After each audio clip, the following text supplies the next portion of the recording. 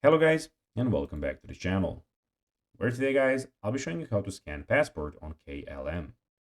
So guys, the first thing that you of course need to do is go to Google and type in klm.com. After that, you just need to go and log into your profile or register to KLM if you haven't already done that, of course. But now guys, let's see what we actually have in front of us here. So as you can see in the top left corner, we have the Home tab, My Trip, Check-in, and Information. In the top right corner, we have everything about your profile. And in the middle of the screen, as you can see, is where you can go and actually book a flight. But now, guys, let's see how you can actually go and scan a passport on KLM. So first of all, go to KLM website and log into your account as I told you in the start of the video. And then find your upcoming flight and click on Manage Booking or My Trip, which is in the top left corner, the second tab. Enter your reservation code and last name to locate your booking, and look for the option to upload your passport.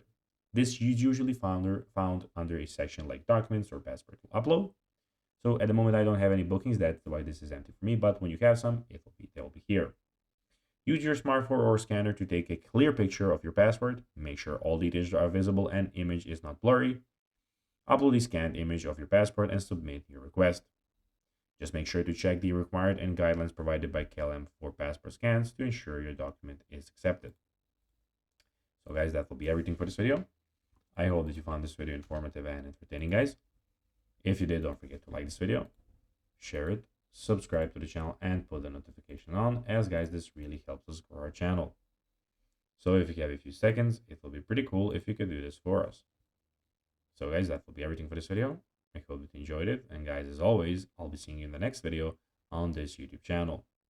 Until then, as always, bye guys.